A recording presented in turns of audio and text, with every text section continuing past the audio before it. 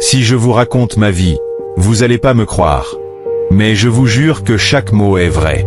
Je suis né un soir de pluie. Et mes parents, ils m'ont déposé au bord d'une rivière. Comme un colis dont personne voulait. J'avais même pas un jour de vie. Un jour. Et déjà, le monde me disait, t'as pas ta place ici.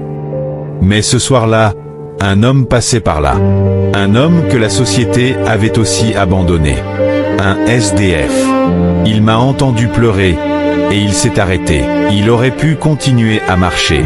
Personne lui aurait rien reproché. Mais il a pas continué. Il s'est penché, et il m'a pris dans ses bras. Cet homme sans maison est devenu ma première maison. Abonnez-vous à la chaîne pour ne rater aucun épisode. Il m'appelait Petit Fleuve. Parce que la rivière m'avait amené à lui. C'était mon premier nom. On vivait dans la rue tous les deux. Il mendiait pour nous nourrir. Des fois on mangeait. Des fois non. Je me souviens d'un soir. J'avais tellement faim que je pleurais sans bruit pour pas lui faire de peine. Il le savait. Il regardait ailleurs pour pas pleurer aussi.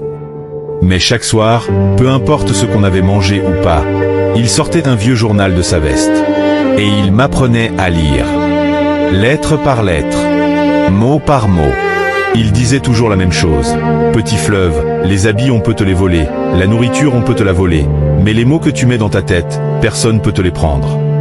J'avais 5 ans. Je comprenais pas tout. Mais je sentais que c'était important. Le matin de mes 6 ans, il s'est levé plus tôt que d'habitude. Il m'a lavé avec l'eau d'une fontaine. Il m'a habillé avec les meilleurs vêtements qu'il avait trouvés. Je lui demandais où on allait. Il répondait pas. Il souriait juste. Mais c'était un sourire bizarre, un sourire triste. On s'est arrêté devant une école. Il s'est accroupi face à moi. Il m'a regardé dans les yeux longtemps, très longtemps. Il m'a dit, « Petit Fleuve, moi je peux plus rien te donner, mais eux, ils peuvent. » Et il a pointé l'école du doigt. Il m'a accompagné jusqu'à la porte. Il avait parlé au directeur avant. Il avait dit que j'étais orphelin pour que j'aie qu'une place. Quand je me suis retourné pour lui dire au revoir, il était déjà parti, comme s'il avait attendu que je rentre pour disparaître. J'ai plus jamais revu cet homme. Je connais même pas son vrai nom. Mais chaque matin de ma vie, je pense à lui. À l'école, j'étais différent. Tout le monde le sentait. Je venais de nulle part. Pas de famille, pas d'adresse, pas d'histoire. Les autres enfants m'appelaient le fantôme, parce que selon eux, j'existais pas vraiment. Pas de parents, pas de passé. T'es un fantôme. Les premières semaines, je pleurais la nuit sous ma couverture, tout doucement, pour que personne n'entende. Mais un soir, je me suis souvenu de ces mots. Les mots que tu mets dans ta tête, personne ne peut te les prendre. Alors j'ai commencé à écrire. J'écrivais tout, ma peur, ma colère, mes rêves. Et plus j'écrivais, plus je me sentais exister. Les mots me donnaient un endroit où vivre. La douleur peut te détruire ou te construire. Moi, j'avais choisi. À 8 ans, j'avais choisi. À 14 ans, j'avais plus peur de grand-chose.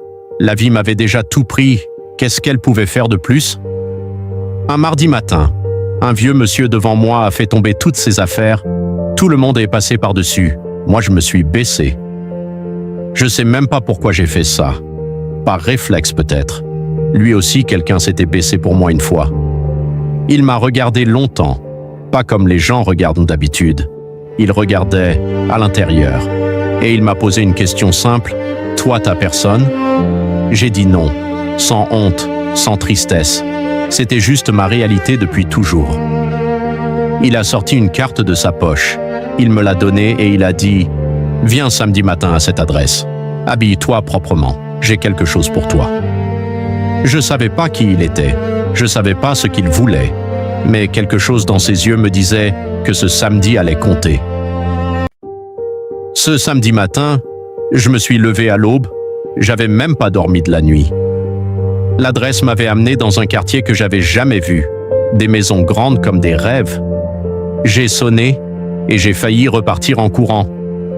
Mais la porte s'est ouverte. Et il était là. Il m'a dit « Tu es venu, je savais que tu viendrais. Il m'a fait entrer, et là, j'ai vu quelque chose que j'avais jamais vu de ma vie. Des milliers de livres, du sol jusqu'au plafond. Il m'a regardé et il a dit « Tout ça, c'est à toi maintenant, chaque samedi ». Je comprenais pas encore ce qu'il voulait dire, mais quelque chose venait de changer en moi. Chaque samedi, pendant 2 ans, je venais. Il m'apprenait. L'histoire, les chiffres, la manière de parler, de penser. Mais un jour, j'ai trouvé une photo dans un vieux livre. Une femme, un enfant. Et derrière la photo, une date. J'ai demandé qui c'était. Il a fermé les yeux longtemps. Puis il a dit « Mon fils, il est mort à la naissance, sa mère aussi. » Il m'a dit « Quand je t'ai vu ramasser mes affaires ce jour-là, tu avais ses mains. Exactement ses mains. » Je savais pas quoi dire. Je savais pas quoi ressentir. Cet homme me voyait comme le fils qu'il avait perdu. Cette nuit-là, je dormais pas. Je pensais à lui, à ce qu'il m'avait dit. J'ai écrit 2 colonnes dans mon cahier. D'un côté, les raisons de rester seul. De l'autre, les raisons de lui faire confiance. La colonne de droite était 3 fois plus longue. La vie m'avait appris à me méfier de tout le monde. Mais elle m'avait aussi appris à reconnaître les gens vrais. Le samedi suivant, je suis revenu. Mais cette fois, j'avais quelque chose à lui dire. Je lui ai dit « Je veux bien. Mais je suis pas votre fils, je suis moi, et ça changera jamais. » Il a hoché la tête.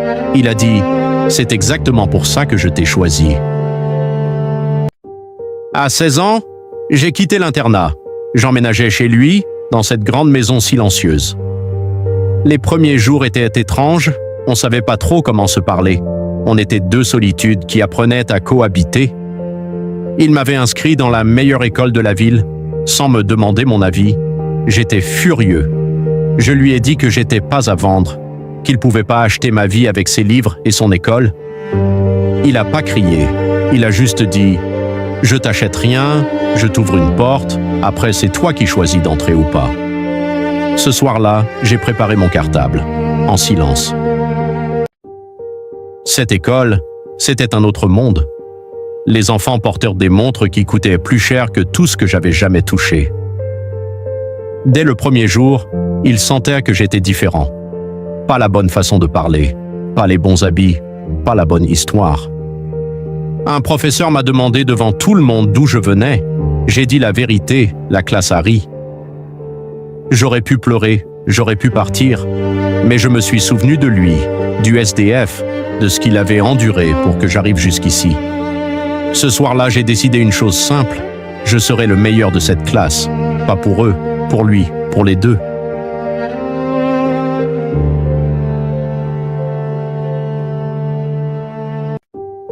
Six mois après mon arrivée, mon nom était premier du classement, devant tous ceux qui avaient ri.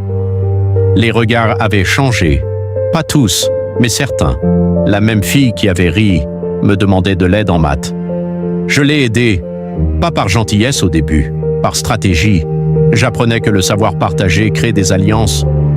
Quand il a vu mon bulletin, il a rien dit pendant 1 minute. Puis il a posé le papier et il a juste dit « Bien ». J'attendais plus que ça, mais j'ai compris plus tard que venant de lui, « Bien » voulait dire « Je suis fier de toi » dans toutes les langues. Le lendemain matin, il y avait un nouveau livre sur mon bureau, L'art de la guerre de Sun Tzu, avec juste un mot écrit dedans, « Maintenant ». J'ai lu ce livre en 2 nuits, pas parce qu'il était court, parce que je ne pouvais pas m'arrêter. Sun Tzu disait « Connais ton ennemi et connais-toi toi-même ». Pour la première fois, je comprenais que ma vraie bataille était intérieure. J'avais passé des années à me battre contre la misère, contre la solitude, contre le regard des autres. Mais je m'étais jamais battu pour quelque chose. Je lui ai dit « Je veux créer quelque chose. Je sais pas quoi encore, mais quelque chose qui m'appartient. » Il m'a posé une question que j'attendais pas. « Qu'est-ce qui t'a manqué le plus dans ta vie ?» J'ai réfléchi longtemps et j'ai dit « Un endroit sûr, un endroit où les gens comme moi peuvent exister sans avoir honte. » Il a souri, il a dit « Tu viens de trouver ton pourquoi. Maintenant, on peut commencer. » Le soir de mes 18 ans, on était juste nous deux. Pas de fête, pas d'invités, juste lui, moi et un gâteau qu'il avait fait lui-même. Il y avait une enveloppe sur la table. Il m'a dit de l'ouvrir après avoir soufflé les bougies. À l'intérieur, il y avait des documents, des papiers officiels, mon nom dessus. Il m'a dit « J'ai créé un compte à ton nom. Il y a de quoi démarrer, pas de quoi réussir. Ça, c'est ton travail, juste de quoi commencer. » J'ai voulu refuser, par fierté, mais il a levé la main et il a dit « Ce n'est pas de la charité, c'est un investissement.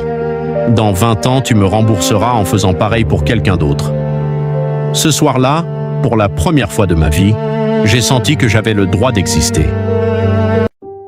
À 19 ans, j'ai lancé mon premier projet, un centre d'accueil pour les jeunes sans famille. Mon pourquoi, tu te souviens? Mais la réalité m'a rattrapé vite.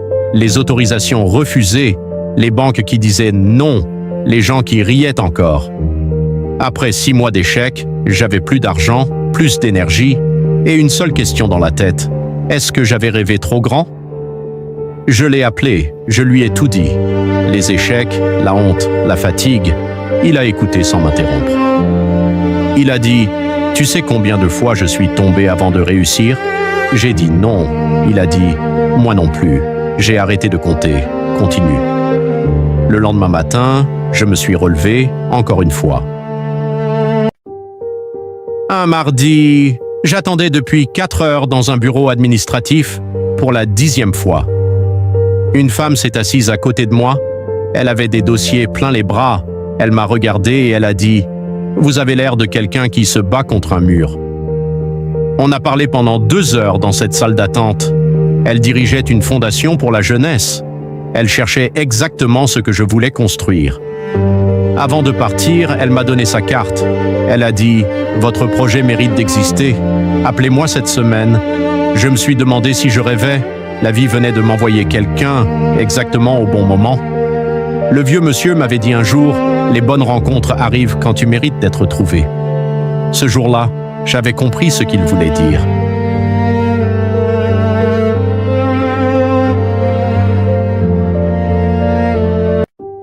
À 21 ans, la porte s'est enfin ouverte. Mon premier centre d'accueil. Petit, imparfait, mais réel. Le premier jeune qui est entré, il avait les mêmes yeux que moi à 8 ans. Perdu, dur, fatigué d'avoir peur. Je lui ai dit « T'as pas besoin de m'expliquer qui tu es.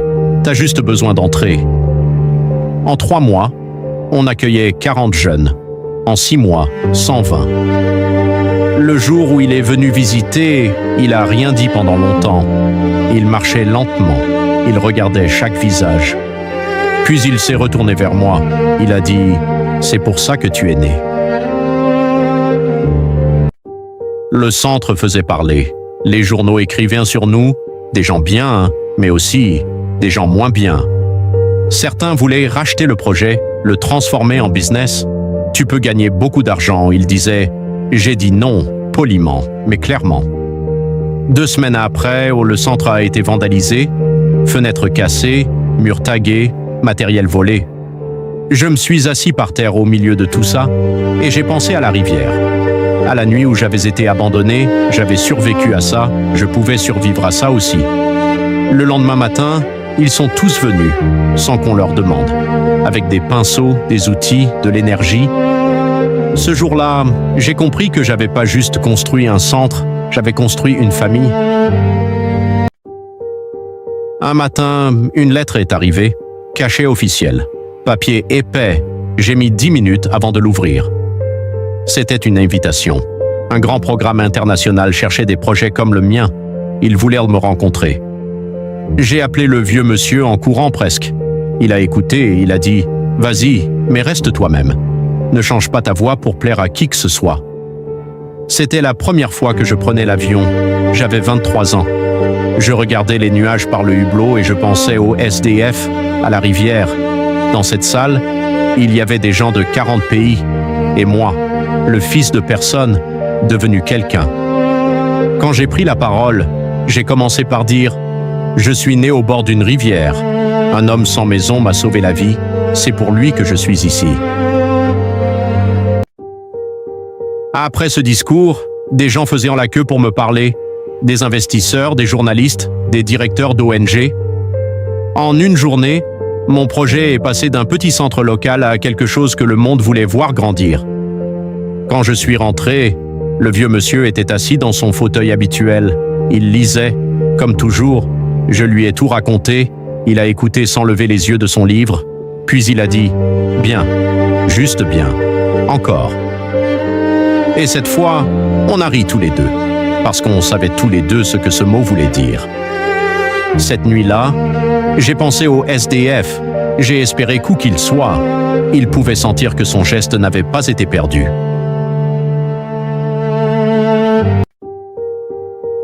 Alors voilà, c'est mon histoire. Celle d'un enfant abandonné au bord d'une rivière, qui a traversé la vie avec rien d'autre que les mots mis dans sa tête par un homme sans maison. Aujourd'hui, j'ai 84 ans. J'ai construit 22 centres dans 12 pays. Des milliers de jeunes ont dormi dans des lits propres grâce à ce premier geste. Le vieux monsieur est parti il y a 12 ans, paisiblement, dans son fauteuil, avec un livre sur les genoux. Et le SDF, je l'ai jamais retrouvé. Mais chaque centre que j'ai ouvert porte son surnom pour moi, Petit Fleuve.